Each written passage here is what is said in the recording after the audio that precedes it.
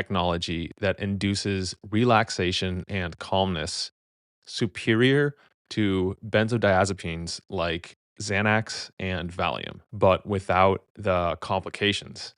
And what if that technology had other use cases as well, from boosting your heart rate variability, your HRV, to improving cognition and performance, to helping relieve migraines, to boosting athletic recovery and improving sleep, helping digestion and emotional regulation, and a whole lot more.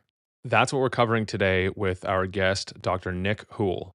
Nick is a former competitive golfer who shifted his focus to studying stress responses in high performance individuals after developing debilitating performance anxiety. He earned a PhD in biomedical engineering at ASU, where he explored neuromodulation technologies and discovered the benefits of vagus nerve stimulation for calming the nervous system. He took that research and turned it into a line of portable, high strength vagus nerve stimulating devices designed for use by busy professionals seeking effective stress relief. It's now used by first responders, executives, athletes, doctors, biohackers, and other high stress professionals nationwide. If you want to learn more, I have a device and I wrote a written review of it, which you can find in the show notes, or you can Google Outlier, OUTLIYR, VE Relief, outlier.com, Outlier, OUTLIYR, Hoolest, HOOLEST, review. Or you can go onto their website, which is hoolest.com, and use the code Outlier10 to save 10%. If you don't remember that, you can find the links to this and everything we discuss in the show notes, which will be at mindbodypeak.com/180. All right, let's bring in Dr. Nicholas Hool. Dr. Nick Hool, welcome to the podcast. What's up, Nick? How you doing, man? Thanks for having me. Doing pretty well. Today we're going to discuss some of your work, some of your research, and a technology you've been pioneering. And I've discussed this technology in the show previously, but for anyone unfamiliar with the vagus nerve, would you please explain briefly what it is and why you decided to study it?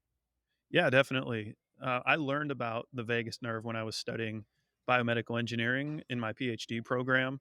And at a high level, the vagus nerve is this nerve in your body that connects your brain to the rest of your body. And it specifically is responsible for helping your nervous system calm down when you go into one of those fight or flight states. It's called the sympathetic nervous system response. So, anytime you get hit with a stress response, the sympathetic nervous system fires up and it acts as if you need to, run for your life or fight for your life, and all things in your body are firing on all cylinders. Generally, it's a good thing, right? It's a good response, keeps us alive. But in everyday life, it's very difficult to live a healthy life, to get things done when you're stuck in that state and you need to focus or sleep, or just be chill. And so, what the vagus nerve's job is, it's to literally bring you out of that state. It's just a really cool system in your body, and we've learned how to biohack it to kind of give you a better drug-free way to calm your nerves. What are the different ways that vagus nerve calming technologies and modalities and therapies? There's some natural ones and there's some man-made tools to help with that. What are the different ways that they're used? There's a lot of different ways you can stimulate or activate the vagus nerve. They're all going to have slightly different effects, though. So, when I first learned about the vagus nerve, I learned about electrical stimulation. So, that's using electricity to directly activate the vagus nerve. This is generally known as the fastest way to activate the vagus nerve, which will give you the fastest calming effects, but it's also the strongest. So, not everybody can tolerate electrical stim, but if you can, it's going to give you the most potent relaxation effects. And that's what I needed when I was growing up with performance anxiety. I wanted the strong stuff because I dealt with really severe stress and anxiety. But on the other side, you have more holistic ways of activating your vagus nerve, which would be like slow breathing practices. When you prolong your exhale for at least 5 to 6 seconds or longer, you're activating the lower branches of the vagus nerve, which also calms the body. It's not going to be as potent or noticeable, but it can be helpful if you do it for at least, 10 to 20 minutes at a time. You'll start to feel more calm throughout your body. And again, great techniques. They're free.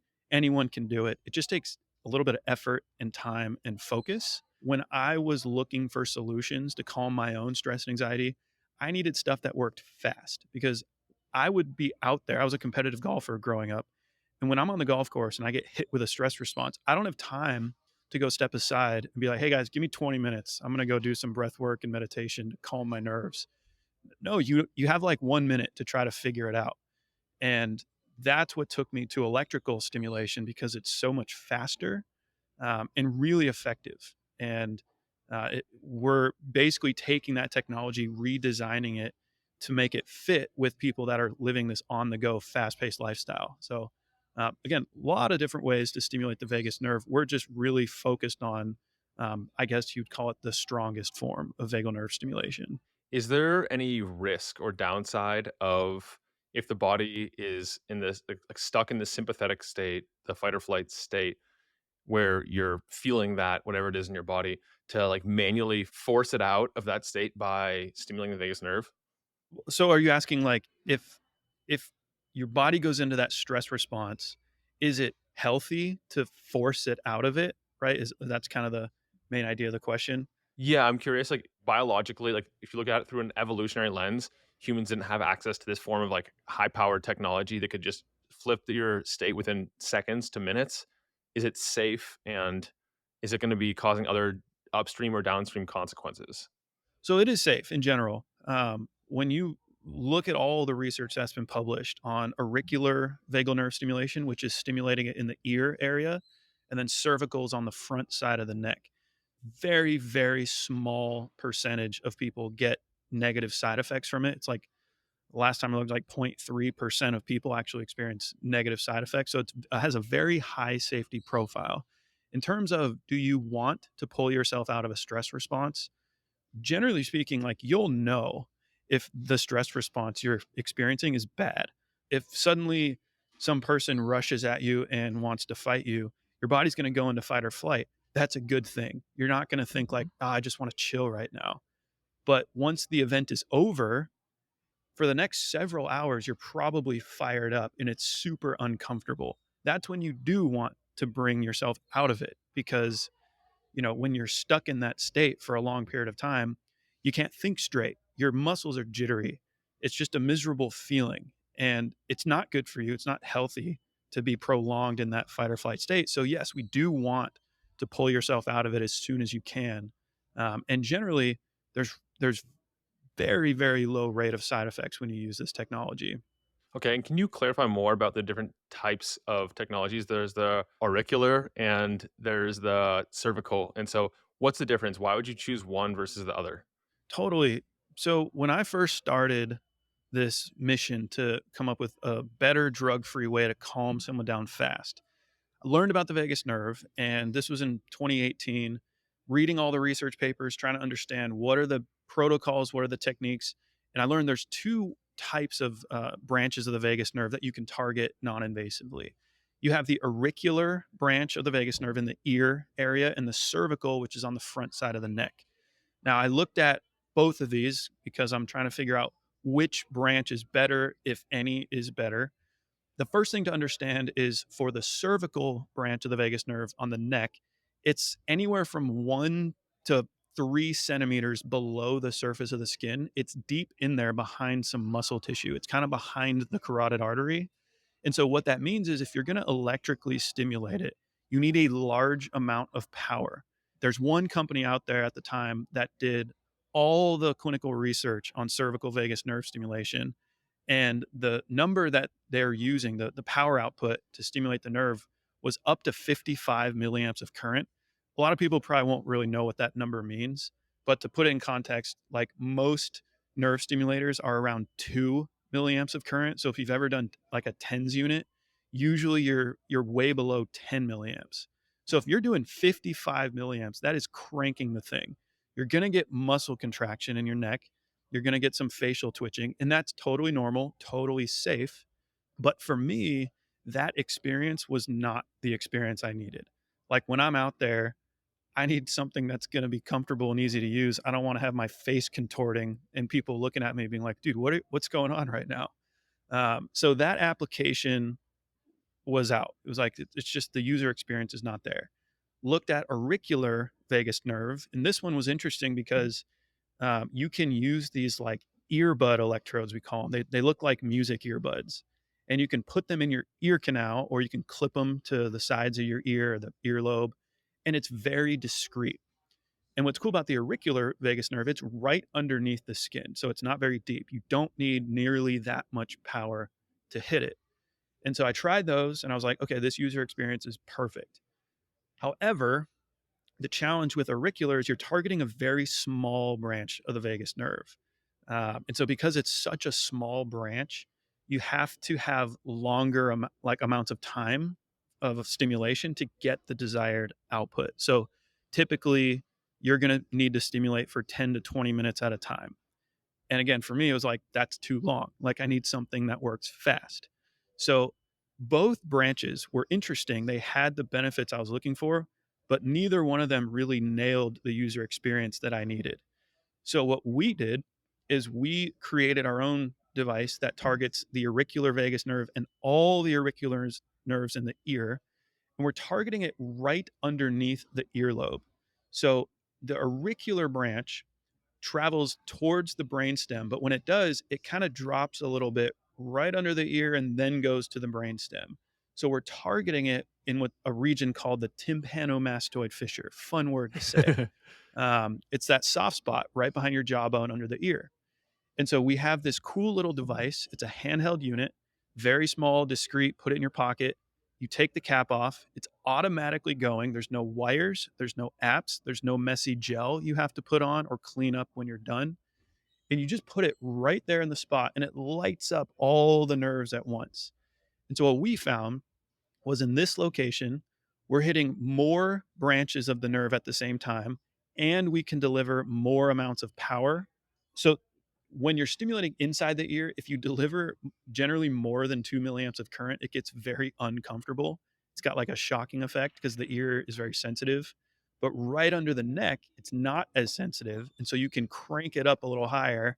So we're using around 8 milliamps on average, and because we're delivering more power to more branches of the nerve, we're getting faster effects that last longer and it feels a little more potent.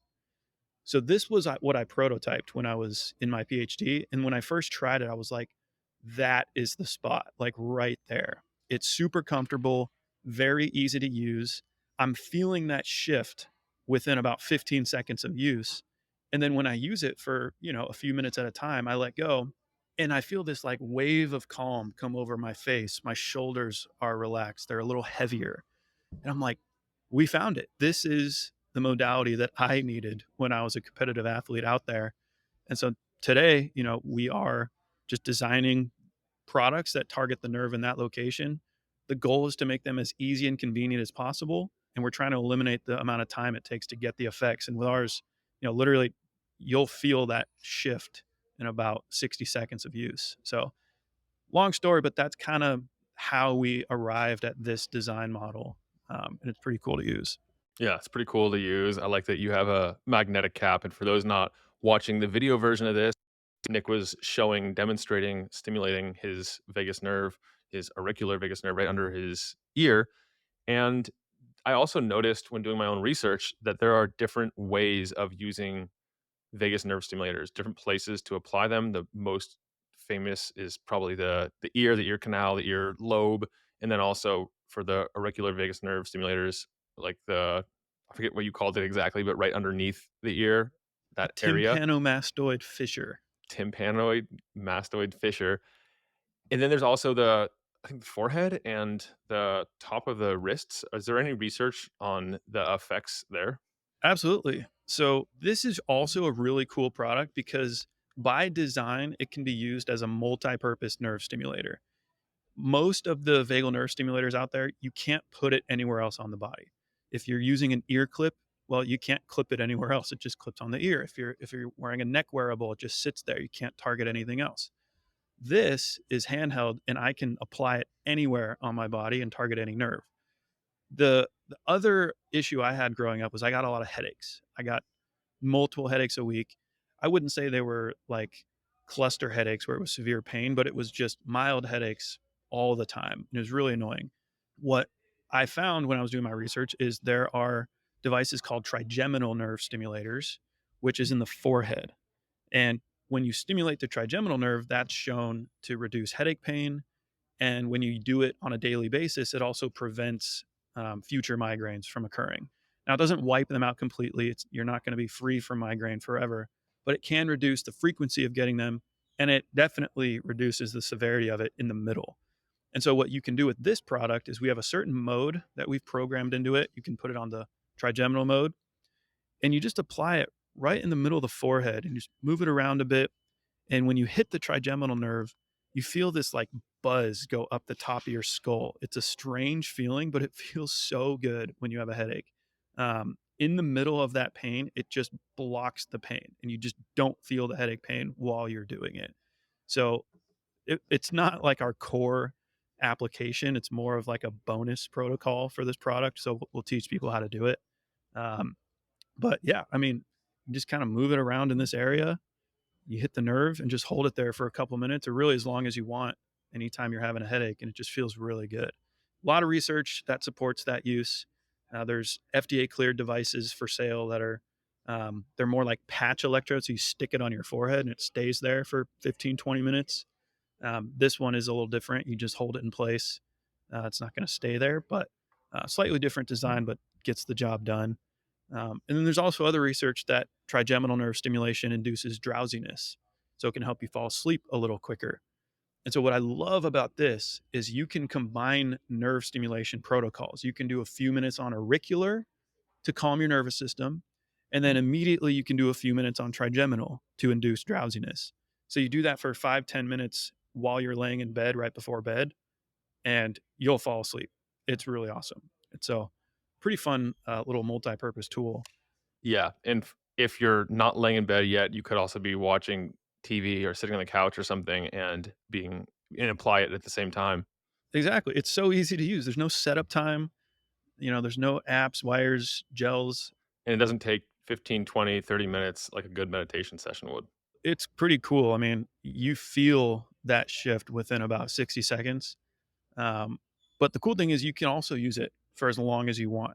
Traditionally, auricular nerve stimulators are used for 10, 20 minutes at a time. You can totally just sit on this thing for 20 minutes if you want.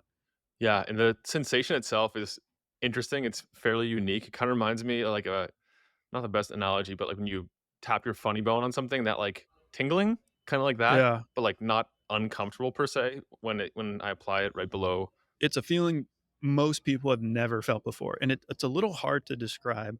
But in one of our clinical studies, we just asked people, what do you use to describe that feeling? The top three words were buzzing, vibration, and tingly sensations. So, like you said, it's like kind of like when you hit your funny bone, your arm tingles, but it's not that uncomfortable. It's actually very pleasant. A lot of people say it feels like an ear massage from the inside out, which is, again, a strange feeling, but it's very strong. Like, that's the idea behind this is you want to really crank the thing and get your ear really buzzing. It's not moving. It's not mechanical vibrations. This is not a massage gun. It's using electrical energy to stimulate the nerve, which gives you a sensation like your ear is buzzing. And when you crank the thing, it'll feel like your ear is like trying to jump off your head. It's pretty crazy. But once you remove it, there's this like, oof, this calming wave that just travels across your face and down your shoulders. And it's just like, man, Yeah, and what I want to underscore there that you said is that unlike a lot of things in health and wellness and supplementation, more is actually better. And so when I was doing it, I was like trying to find the right spot on my neck, and I'm like, I don't know if I got this correct. I'm not sure if it's supposed to feel this intense, and I got used to it pretty quickly. But it feels like you can play around with it a bit and figure out the right spot on your neck specifically. when most people try this, they've never tried a vagal nerve stimulator before, and so they don't know what to expect. And one of the, I wouldn't say challenges, but things that we have to make them aware of is this is supposed to be strong. And so when people try it and they crank it up, they're not used to that feeling and they kind of freak out for a second. They're like, whoa, what just happened to my head? And we have to, explain to them, look, get used to it. For the first 15 seconds, it might be like a little overwhelming, but eventually you'll get used to it and you'll feel that calming effect and you'll want to keep it there for a while. It's just really nice. And yeah, like you said, the cool thing about this is you have to hit the nerve in the right spot. And if you don't apply it right on the right spot the first time, you just move it around until you hit it. With other wearables, if you don't put it on right, there's a lot of adjusting involved that can be annoying. But with your hand, you just move it around. And the cool thing about this is it's meant to work really fast. Like we thought about, let's make a wearable, let's make something that goes around your neck and you just have to wear it.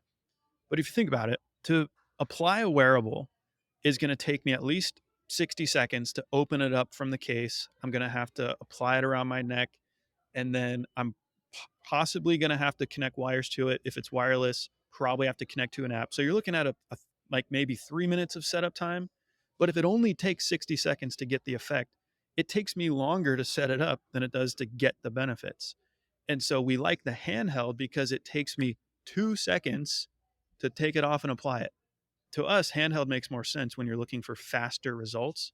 So faster setup time, faster results. Yeah, and I've noticed when I put it in the wrong spot in my neck, I don't feel any stimulation at all until I just start moving it around, and then all of a sudden, it feels obvious that, okay, this is where it's supposed to be, and then, like, after you find that general area, it's, like, small tweaks here and there to make it more comfortable. Yeah, exactly. If you're not on the nerve, you're not going to feel anything in your ear. You'll feel the stimulation on the spot where the gel tips are. And a lot of people, this is something we've had to, work on in our support materials. A lot of people think, oh, it must be working because I feel the stimulation, but they don't actually feel it in their ear. They feel it on the spot and they're thinking, all right, it must be working. I don't feel any different. And it's like, well, of course you don't feel any different. You weren't hitting the nerve. You were just shocking your neck. In the beginning, yes, you have to play around with it and really find that spot where your ear is buzzing. And then once you find it, you just hold it there. Yeah, Nick, let's take a step back. What are the different use cases for this? Like, I'm imagining it can help for people that struggle with these types of things chronically, like stress and overwhelm and fear of the future, all these types of things. And then also, I see a really high use case, good use case for people who are already performing pretty well, and their performance might suffer a bit because of nerves before an event, a sport, a race, a high stakes meeting, a sales deal. I can see it being universally beneficial just to like take the edge off of those situations in a more natural way with fewer side effects, no substances that affect pathways that you don't want to affect. There's a ton of applications for vagus nerve stimulation.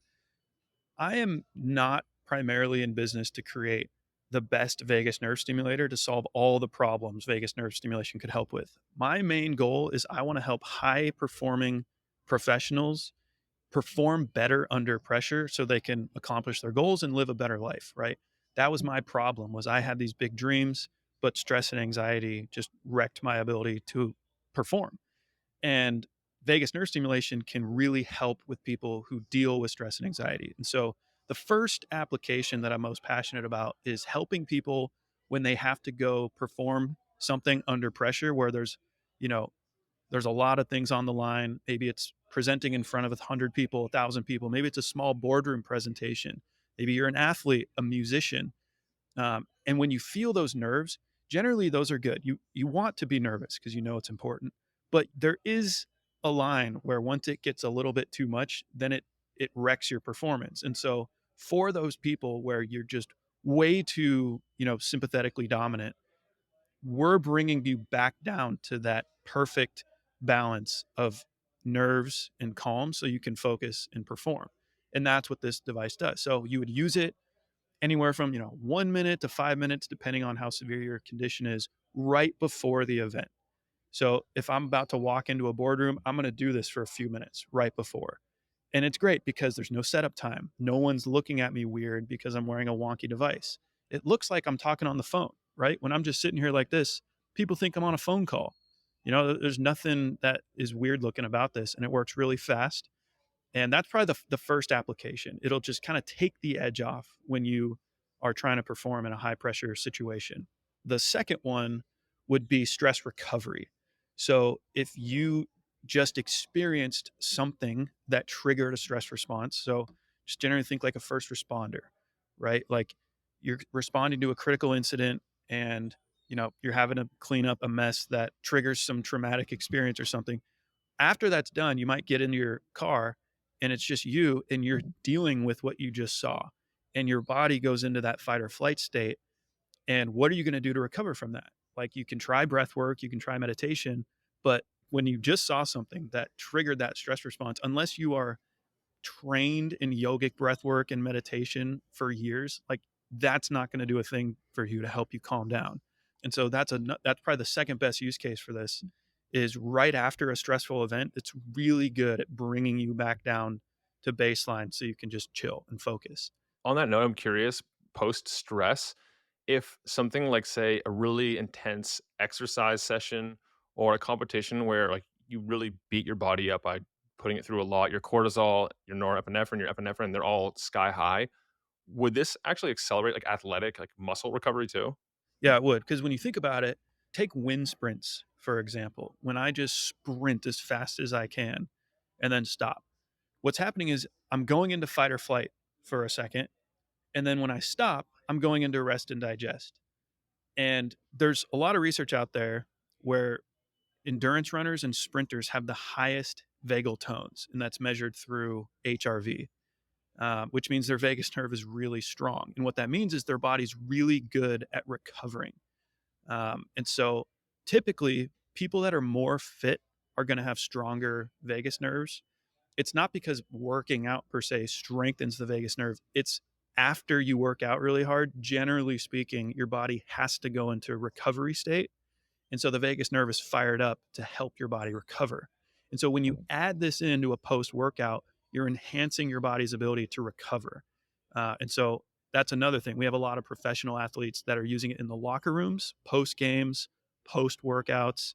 And they just generally respond and say, I just feel really good after a workout. It just makes me feel better. We haven't done any like clinical data to measure any like physical recovery specifically, but when you just think about the underlying mechanism of how recovery works, this is going to accelerate the body's natural recovery process. So great application as well for, post workout recovery. Okay, so far we have stress recovery of performance first, and what is the next use case after that? Yeah, the next one would be sleep. Sleep is a really popular one. A lot of our users say that they use it specifically for sleep. So it's not insomnia. This is not for people that have a deep neurological sleep disorder. What it is stress related sleep. So if stress is keeping you awake, this is going to help you fall back asleep. You think about anyone in the modern world that is living a high stress lifestyle, you're always on the go. Generally speaking, people are always on. There's always something to do. And so when it's time to go to bed, you don't just fall asleep. Like you're trying to shut your mind off. You're thinking of a million things. The worst thing is people are on their phones all the way up until they go to bed. It's like, that's the worst thing you can do. But this is a great way to just accelerate the body's calming process, clear your mind of whatever you're thinking about. That's the other cool thing. When you're blasting your vagus nerve and your ears buzzing like crazy, it's really hard to think about anything else because it's just your mind goes right there. And when you think about it, that's mindfulness. Well, maybe meditation. Mindfulness, I believe, is like let your mind go blank. Meditation is think of something and focus on it. This is meditation. It gives you something to focus on, takes your brain off of the other million things you're thinking of, and it's calming the nervous system. So, really great tool to help you fall asleep as well. Yeah, and also it seems like a lot of issues related to falling asleep are going to have a stress component, whether it's overthinking, it's like mental chatter, it's like automatic negative thoughts, belief systems, triggers by social media and other areas. So it seems like this would help those types of things also. Yeah, absolutely. I mean, especially if you are one of those people that can't put your phone down. You know, if you're not going to give up that habit of looking at your phone every night, you might as well use this to trigger that relaxation and help you fall asleep. So, And also this type of technology, if you're unable to do that, so you don't have the motivation, this can help like, put you in a state where your motivation builds and you're able to start doing these habits because you're feeling more centered, more relaxed, more regulated. yeah, definitely. I mean, man, there's so much cool research. There's a study that came out when I was getting my PhD. The conclusion was auricular vagus nerve stimulation increases neuroplasticity. So what that means is your brain's ability to grow new neural connections. So if you're learning a new task, vagus nerve stimulation can accelerate your brain's ability to retain new information. So learning a new language, learning a new physical skill.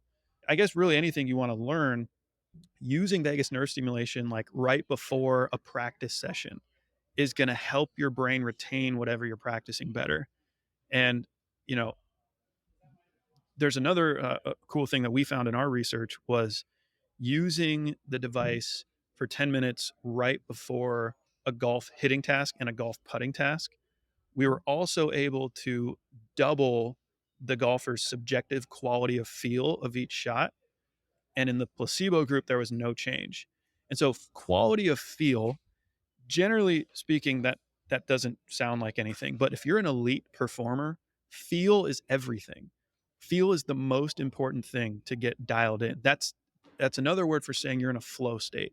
When your feel is dialed in and you're not thinking mechanically, you're just going with the flow. Your feel is locked in. That is how you unlock peak performance. And so the combination of enhancing neuroplasticity, you're priming your brain to do the perfect motion, and you're boosting your quality of feel before the performance. I mean, this is a performance enhancer. I don't know if it's a performance enhancer as much as it is like a performance maintainer, maybe. Like, it helps you perform the way you're capable of without that stress and anxiety inhibiting you. Oh, it's so cool. I wish I was still competing in golf right now because I make more putts when I use this. Like, when I do it for 30 seconds right before a putt, a couple things happen. One, I'm standing over it, my shoulders are heavy. And for a motion like putting that requires very fine motor control, having, less muscle tension makes the motion a lot easier, and it increases your feel. And I'm not sure if you played golf, but feel is everything in putting. Like, you have to feel your way into the putt. And it's just so cool. Like, it really does make it easier to kind of lock into that flow state right after using it. Did we finish our list of uses? Are there any others? There are certain individuals who are chronically ill and they have nervous systems that are essentially stuck in that fight or flight state. They're always on sympathetic overdrive. So maybe you have some vertigo or you got a concussion and it knocked your nervous system out of balance. POTS, dysautonomia, gut health issues, digestion issues. The vagus nerve is implicated in all of these things. And in the early days, we had a lot of those doctors buying our products, recommending them to patients. And, it's being used for a lot of different areas and people are finding great benefits there. One really cool application that is kind of just fun and gives you a very noticeable effect. But when you use it right after eating a meal, you notice like a little bit more of that calming effect than when you use it just on its own. And I think that's because when you eat something, it triggers rest and digest. And then when you stimulate the vagus nerve right after eating something, it even more so stimulates rest and digest. And there's this like, you want to just sit back and not move after you do that for a few minutes, which is kind of a fun application. Um, I don't want to say that our product is going to cure your gut health issues. It could help, and a lot of people find benefit from using it for that, but it's not really our main application. We're really just focused on coming up with the best protocols to help high performing people perform better and recover better from stress. I hadn't thought of that. But one of the big issues with eating on the move, say while you're driving, is that you're going to be in a much more sympathetic state because you have to have heightened awareness, your tunnel vision on the cars in front of you and the traffic and everything. And I could see using this before a meal to also put you into that state so you're better able to digest, assimilate, and retain the nutrients of the food you're consuming also. And that's a good point. I never really thought of that. Like eating while driving, probably not the best time to eat if you're promoting good digestion, right? Like being in that alert state, your body's not going to digest as well. Like wait to eat until you're in a calm, relaxed place. But absolutely, use it right before for a few minutes to prompt that digestive tract, eat, and then use it right after. Obviously, a couple of the symptoms of vagus nerve dysregulation or underactivation we've already discussed: stress, like high stress, poor, like trouble sleeping, nervousness, fear of the future, these types of things, like extreme sadness, trying to avoid certain medical words. Uh, but are there any other common symptoms associated with underactivation of the vagus nerve? We can talk medical terms too, like auricular vagus nerve stimulation. I believe the at least the first two medical applications were for epilepsy and depression, drug resistant depression. Um, and when you stimulate the vagus nerve, it does improve mood. There are fMRI studies that show how the areas involved in your brain that are associated with depression, um, they change in such a way that it boosts your mood and you just feel better. Usually, you have to do that every single day for several weeks before you start to see those changes. But um, for people with low vagal tone, yes, there tends to be a correlation with increased anxiety, increased depression, worse digestion, irritability, things like that. Um, and one thing that we've learned is if you have low vagal tone, meaning just a poorly functioning vagus nerve, you're not going to want to dive into electrical stimulation right off the bat because it's very strong and it can overwhelm the vagus nerve. And it's not going to cause any harm, but it could be very uncomfortable. Think of it like if you haven't worked out in a long time and you go back to the gym, you don't want to lift super heavy weights from day one. Otherwise, you're going to wreck your body and you'll be so sore for like a week. It's very similar with the vagus nerve. You want to start very slow. So if you are chronically ill, chronically stuck in fight or flight, and you have a weak vagus nerve, you're going to want to do very slow. Our product is meant to be used at a high intensity, so it's probably not a good fit if you're someone with low vagal tone. You can use it, but you would use it at a very low setting. And usually you'd use it at the lowest setting for like 5 minutes at a time. And you'd want to do that every day for a few weeks before you start turning it up. So it can take 30 plus days before you're actually ready to crank the thing, um, which again, you can use it and it will help you with that protocol, but it's not really our primary thing. We'd recommend honestly doing more like breathwork protocols and more manual, softer vagal nerve activation techniques for several months before you advance into electrical stim. Any research you've found interesting? One thing that I was thinking about would be how to like stack or combine this with other things for particular outcomes. Like, could I combine this with, say, like some GABA agonist supplements or like L-theanine to like enhance meditations or to work on my like rewiring my like subconscious beliefs or like really anything? Like, what are the some cool potentials here? It's such an easy device to stack with any biohacking protocol, any wellness protocol. My personal favorite one, well, I guess I got two.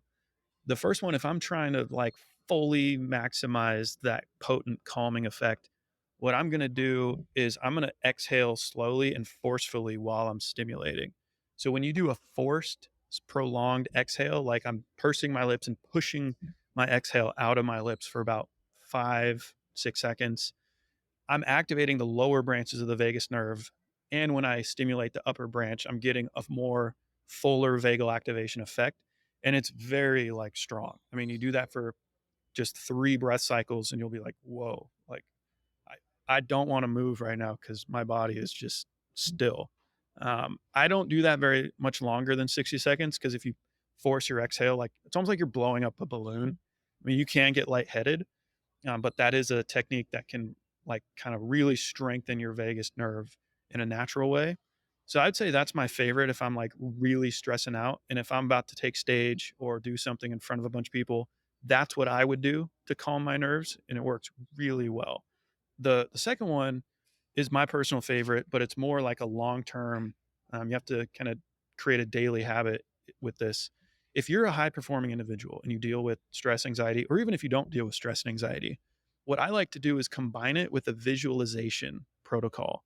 So just again, take golf for example, because I'm a golfer. You can apply the same concept to anything. But let's say I'm going to go play in a tournament a week from now at a really nice course, and I'm paired with some really good golfer, and I know I'm going to be nervous.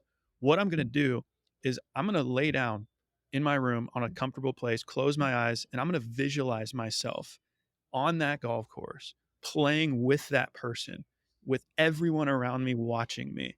I'm going to feel the wind. I'm going to see everything that I'm seeing. I'm going to feel the club in my hands. And I'm going to visualize myself playing perfect golf under pressure, executing perfectly. I'm going to play the whole round in my head doing that. And when you do that, you're activating the exact same regions in your brain that are associated with executing the actual motion. And so your brain doesn't actually know the difference between what you're imagining and what you're seeing. That's why dreams feel real sometimes. And so when you're practicing in your mind, you're giving yourself extra reps without actually giving yourself extra reps. So let's say you want to practice sinking a 5 foot putt to win the Masters, or giving a presentation in front of 1,000 people. How many times do you actually get to practice that in real life? Probably like zero. Like most people, when you get in that situation, it's the first time you've ever been there. So, how can we practice being in that position without actually being in that position? Through visualization. You literally make it up in your head, make it as real as possible, and see yourself executing it perfectly. And when you do that over and over and over and over again, once you get there in real life, you're going to look out and be like, I've done this 100 times, even though you haven't. And it totally brings the stress down because your brain, again, doesn't know the difference between what you are visualizing and what you're doing in real life. The one thing that I think people don't understand about visualization is how much time and effort it actually takes to do it right. This is not take 5 minutes and just see yourself out there doing it. No, this takes an hour every single day of rigorous practice. You can't be distracted. It's very easy to fall asleep and get distracted if you're visualizing, which is why most people don't do it. It's very hard to do. So I tend to do it right when I wake up. Then I do visualization. If I do it at night, I'm going to fall asleep. So it's not the right time to do visualization. But if you're a high performer, I highly recommend you do a few minutes of vagal nerve stimulation to prime your brain and then go right into a visualization protocol. You may not have to do it for an hour, maybe 30 minutes is good. But what I've found is to do it right, it does take some time to go through the entire motion of what you're doing. You don't want to just visualize one little thing. You want to visualize the whole thing, like do it all and do it one day, do it the next day, do it the next day, do it every single day up until that event. No, I'm totally with you on that. I know a lot of the top athletes use visualization. A lot of the top teams, coaches, they like require their players to do these things because they work so well. I've even seen some research about like piano players and what visualization can do for them. Like not even actually playing the piano, but just visualization of that on top, like for someone who knows like the basics, obviously. And it's mind blowing. And I'm glad you brought up the other examples too, because yes, it applies to elite athletes and really any like high level athlete, anyone who wants a competitive advantage. But it's also applicable to everyday situations and other events that might bring out some nerves in you. And it also, like when you're really good at visualization, once you get good at it, you can then take that skill with you when you're out there and you can do these short micro visualizations right before you do something. What's crazy is you can perform things that you didn't know you were capable of performing when you get really good at visualization. For example, for me on the golf course, when I first started really doing this, I was practicing visualization. Like I might hit a tee shot into the woods. Typically, I'm like, well, I'm screwed. But I'd literally pick like the tiniest little window through the trees, and I'm like, let's see if I could pull that off. And I'm just visualizing it. I'm like feeling the shot I know I have to hit, and I'm doing it over and over in my mind. And then I step up, maintaining that feeling, and I hit it, and it's like boom, right there, right through the window. And I'm like, whoa, did I just unlock some like unknown level of performance of the human body that I never knew existed? Not really. It was always there. I just didn't know how to activate it. And I think an important caveat here is that the first times you visualize in excruciating, I don't like the word excruciating, in a lot of detail and you really make it an experience, it's normal to have some level of like, resistance to it. And the more you do it, the more you practice it, like any skill, it becomes easier and more vivid, more powerful. So that by the time you step up to that little window of opportunity and you actually go to maintain that feeling of the drive through that window, you hit it. Versus if that was your first time visualizing, you're probably not going to get it just by that one visualization. That's a great point because I remember when I first started visualizing, I was terrible at it, and I was like, "What am I? Is this happening? Like, I'm not doing it right. I keep getting distracted." And for me, the visualization routine went like this. If it was, say, it was an hour long, the first 20 minutes was actually spent on relaxation techniques. It had nothing to do with visualization. It was all about calming my mind, calming my body so I could just chill. It took 20 minutes to do that. Mostly it's like a lot of breath work, it's a lot of like muscle activation. It's just getting all the tension out. After 20 minutes, I spend about 10 minutes going to my happy place. I'm visualizing my favorite vacation spot or like place in nature. And I'm just walking around, having a good time, being relaxed. So for the first half of your hour is spent trying to calm your nervous system so that you can focus. And that's where this comes in as an incredible tool to enhance visualization. It calms your nervous system for you.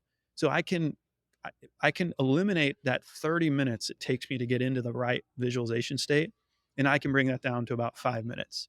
So I'm effectively enhancing my ability to visualize.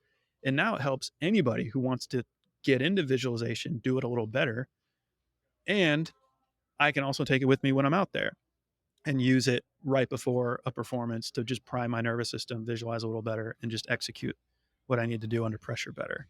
I want to go back to what you were talking about along the lines of the research around this. Last time we talked, you mentioned that there have been brain scans showing what this does. I think it was fMRI specifically. Yeah.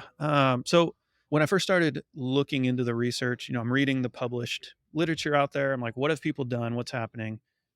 There were at least two fMRI studies, I want to say in 2013, maybe, might have been earlier than that. But they stimulated the auricular vagus nerve inside the ear, and then they did it while they're inside of an fMRI machine. So they had to rig up a certain electrode to make that happen. But they found reduced activity in the amygdala, which was really interesting because that's where fear is generally known to come from. When your amygdala is fired up, that's the fear response. And a lot of people with PTSD, panic attacks, any kind of trauma, you tend to see overactivation in the amygdala. So when you bring that activity down, it makes you a little less on edge, a little less afraid of things. Really cool there. There's regions in the brainstem. I don't need to talk about all the specific names because they're long and they don't really specifically mean much. But basically, the brainstem is sort of where the emotions are processed. And when you stimulate the auricular vagus nerve, we see activation in certain areas of the brainstem, deactivation in others that are associated with regulating your emotions in such a way that it reduces fear and increases mood. It makes it a little easier to process things that might irritate you. So you're not going to get as irritated. Any memories that come up aren't going to affect you as severely. So think trauma, right? Like trauma is characterized by you're remembering a traumatic event and those memories pop up and trigger that response. When you stimulate the auricular vagus nerve, one, it has an immediate effect of calming, the nervous system, but by doing it every day, you're strengthening the emotional regulation centers in your brain so that when those memories pop up in the future, you're not as, uh, I guess, negatively responding to them. Auricular vagal nerve stim, the effect it has on the brain is mostly internal. We did a lot of EEG studies monitoring like the cerebral cortex and like all over the top of the head with 32 channel EEG caps.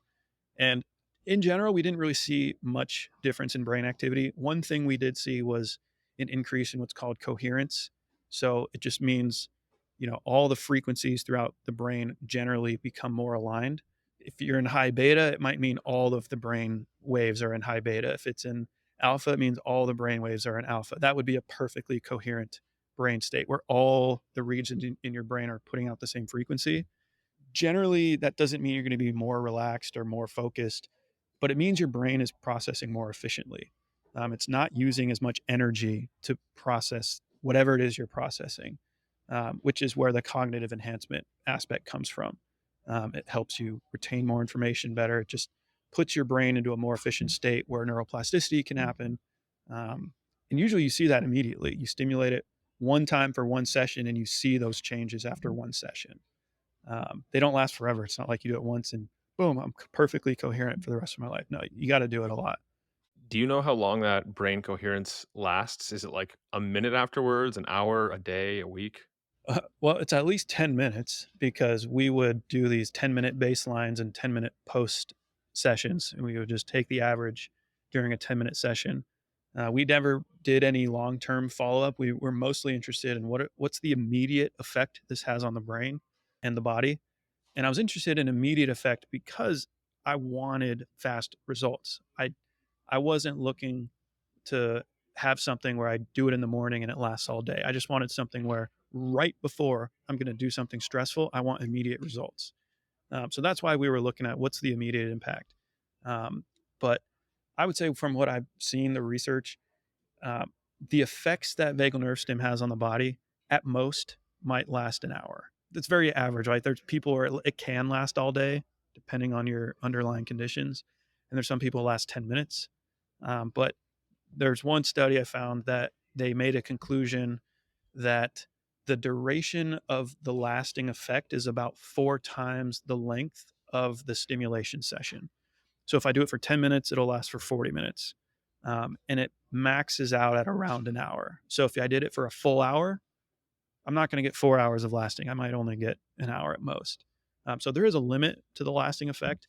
And so for us, because there's a limit, there's no reason to use it for an hour at a time, unless you have a chronic condition where you just need it to be on for a while.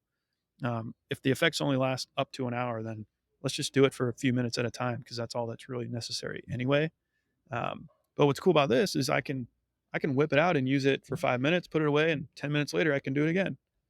10 minutes later I can do it again. I can do this all day. But if I have a wearable, I have to take it off, put it away, take it out, put it back on, reconnect it. It's like that's kind of annoying if I want to use it multiple times a day. And your body doesn't build a tolerance. The effects and benefits don't get attenuated over time, do they? No, that's been a question that has been asked for a while, and so far I've never seen a study that has demonstrated that people get used to this and they just stop responding to the vagal nerve stimulation. If anything, you respond better to it because it's electrical stim. You're strengthening the nerve. One cool use case I was just thinking would be for talk therapists to have one of these in their office, and before their sessions, they can stimulate their clients, their patients. Yeah, we have a lot of EMDR therapists who will use it right at the very beginning of every session to kind of prime their brain to get through the session. With EMDR, it's very focused on bringing up past traumatic memories and then trying to deal with them. When you stimulate the vagus nerve, you can bring up and remember the past memories, but your body is not going to go into that fight or flight state, and so you can focus better on shifting your perspective around that traumatic event to ultimately give you, the lasting relief you need and to overcome that traumatic experience. That's one really cool application. We have some functional neurologists who use our product with every single patient the first 10 minutes of every visit. Some of these clinics, they primarily deal with people with sympathetic overdrive. And so they're super high stress and they're just really wiry and they're hard to work with. And so what they found, this is actually really cool. We maybe even talk about this, but we actually built our stimulation into a pair of headphones. So we have a new model coming out. We've been selling these privately, but you put them on like a normal pair of headphones and it targets both sides of the auricular vagus nerve at the same time. So I'm getting faster effects that last a little bit longer and it's hands free. This is the perfect model for the clinical setting because patients can come in, they put them on, sit in a comfortable chair for the first 10 minutes before their visit, during their visit, and then the rest of their visit is chill. And we even have some clinicians who the they'll have their patients just sitting there wearing them the entire time while they're talking to them. And, it just totally helps keep them calm during the conversation when they have to bring up, you know, past traumas or triggers. That was one thing I wanted to ask you about. What does the research say about which side you stimulate? Are you supposed to stimulate both, or can you just stimulate one side? It's a question that not a lot of people have done research on. We did in my PhD, and that was something I wanted to look at was what's the difference between both sides? Does one side, versus both sides at the same time, is one more effective? So we did that. We started with just the left side because most of the research was left side. There were maybe, I don't know, like 5 studies at the time that were published that did both sides. And when I looked at it, there were no differences in the literature. So I was like, seems weird. Like, if there's no differences between right and left, why not do both? So we did both. We did one side at a time, and we did both sides at the same time. And the effects were interesting. We didn't do hundreds of patients, so we have a limited sample size. But in our one side at a time, we saw the biggest increases in HRV versus both sides at a time. We didn't really see any changes in HRV. I'm not totally sure why. It could be because when you're doing both sides at the same time, the electrical pathway kind of goes back and forth. Whereas on one side, it's concentrated on just the nerve. So you might get maybe a little more vagal activation on one side versus both in terms of affecting the HRV. But on the subjective relaxation side, which is really the most important if we're talking about stress relief, we want to make people feel better. The two sides at a time was far and away the most effective. We saw the biggest decreases in state anxiety after a single use with the two sides at a time versus one side. And in such a short amount of time, at least in the research I've looked at running the same protocol. So I looked at benzodiazepines that were delivered through an IV, and I looked at yogic breathing for 10 minutes and the effects on state anxiety right after. So IV is immediate. Like, it's not a pill that takes a while to kick in. When you inject yourself with a benzo, you're getting effects very quickly. And so we saw that our product reduced state anxiety by about 36%. The IV benzo was 34%. So in the same amount of time, we're just barely a little more relaxing than a benzo, but no side effects, no long lasting zombie effect. You're just chill, but focused. The yogic breathing was about 25% reduction, which is still very effective. Like that 25% when you're really stressed out, like that's a big drop that can take the edge off and bring you back to a level that's comfortable and easy to focus. So as far as effects on the body, yeah, I guess it would suggest one side at a time might have a bigger impact on HRV, um, but both sides at a time is more relaxing as a whole. Both of those models, so bilateral and unilateral, both did show significantly reduced heart rate right after using it. And when I say reduced heart rate, I'm not saying it like you have a huge drop all of a sudden. It's not causing bradycardia, which is a drop of 10 beats per more in a short amount of time. And it's going about 10 beats per lower than your baseline. It's not doing that. All it's doing is whatever your baseline is, we're just bringing it down a little bit more, your average. So in terms of heart rate, nothing is happening during stim, but once you remove it, heart rate comes down. And so heart rate also comes down when you're just sitting still for a long time. So that's placebo, right? But what we found is when you stimulate it, heart rate came down even further in a statistically significant way. So um, one of the other metrics that we looked at to say that, okay, this is obviously working. It's better than just sitting still or breathing for a while. Um, but both models are pretty cool, right? Like, wear the headphones if you want, that longer lasting, more potent relaxation feeling, and then handheld when you're out there. And maybe if you're really into biohacking and you're like kind of obsessing over HRV metrics, you might want to use the handheld.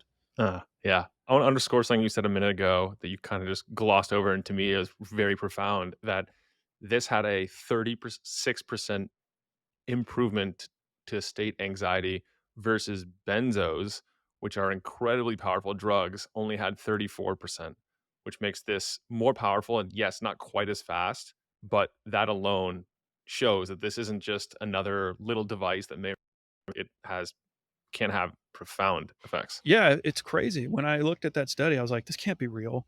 But the way I ran that analysis was I looked for so many benzo studies out there, but I looked for the ones that had the exact same protocol where they would take a baseline measurement of their state anxiety using what's called the state anxiety inventory. This is a clinically validated anxiety questionnaire. It has 20 questions that ask you questions about like 20 different symptoms of your anxiety levels. So we're really dialing in your like I guess quantifying your current anxiety state. This is not a yes or no question. This is very specific and detailed. So they take a baseline measurement and then it's 10 minutes of whatever intervention. And then after 10 minutes, it's another measurement. That's what we did. And so we're looking at what are the benzo studies that did that if they exist? What are the yogic breathing if they exist? What are all the other ones? And so in that 10 minutes, the one state I found, they did it with a ton of different benzos. They tried it with IV, they tried it with pills, and the IVs had the strongest one. But in that 10 minutes, brought it down by 34%. But ours brought it down by 36. And I'm like, that's crazy. It's just slightly more effective than an IV benzo. Now I'm just talking in 10 minutes, right? We didn't look at an hour later. An IV is going to have a long lasting effect. And there's a good chance that maybe the IV benzo might take an hour to really kick in. And there is a lot of research out there where you take a benzo and it just brings your state anxiety like way down almost to zero. And that's the zombie effect, right? You're just completely like resistant to any emotion at all. But that's not what you want. We don't want that. That's good Yeah. if you have severe anxiety disorders and mental conditions. But um, again, if we're talking about, I need to calm down fast, this is it. This is going to be the best. And there's none of that long term side effect because high performers don't want to be a zombie. You need to be focused, you need to be mentally alert, but calm. Um, Yeah. so, yeah, I would say it's pretty mind blowing that this is in the same league as Benders. I'm, I don't, I got to be careful with how I say that because this is not a medical product. If you have clinical diagnosed anxiety, this is not for that. This is just a strong way to calm yourself. And of course, check with your primary healthcare provider, your personal care provider before you implement any things we discuss here, but it's definitely worth exploring more. Yeah, absolutely. Yeah, Nick, if people want to connect with you, they want to try one of your models. You have, I think, 3 currently. How do they find you and what are the offerings? Yeah, so you can go to our website at hoolest.com, HOOLEST.com. That's where we have our online store and sell all of our different offerings. We have right now we have 3 core offerings. The headphones are out of stock right now. They're very low volume and very early. We're just kind of getting those out there. But the main offerings we have are the handheld device. We have 2 different models of this. So the first model is what we call our kind of all-purpose biohacking in your pocket model. This is the Verilief Prime. It has 5 different modes, and we have 7 different protocols in a booklet that it comes with to teach you all the ways to use it, which includes auricular vagal nerve stim, trigeminal nerve stimulation, and even median nerve stimulation in your wrist. So there's other ways you can use it. The 5 main modes is you got a little sticker on the back here are for state anxiety, for stress, for sleep, for performance, and for panic attacks. So we kind of have, you know, all the main modes that you need to cover all of the mental wellness side of things. This is definitely the best value in an electrical nerve stimulator, especially a vagal nerve stimulator, because it combines a lot of different modalities in one. And this is offered on our website. We have an intro model for $299, and we have what's called the lasting relief bundle, which just comes with a lot more accessories so you can use it for longer for $399. And then we have the really intro version where if you've never used vagal nerve stim and you're only interested in just the fast stress relief for, when you're out there performing, you just need to calm down quickly. We also have a single mode model where it just has the stress relief protocol, and that's for $199 on our website. So you can get one of those 2 options. Um, they're all really cool. If you're not really a biohacker, you're just more simple and you want the basic stress relief, I'd go for the 199 version, which is called the Verilief Reset, to reset your nervous system very quickly. But if you want all those other cool applications, auricular, trigeminal, median nerve, definitely go with the Prime. It is an awesome tool if you are interested in multiple uses. Yeah. And I think, did we set up a code for Mind Body Peak Performance listeners? I believe we did. I will put the code and a link to this in the show notes so you guys can go ahead and check it out. And I'm also going to be creating a review of my experiences with this tool after I play around with it a little more.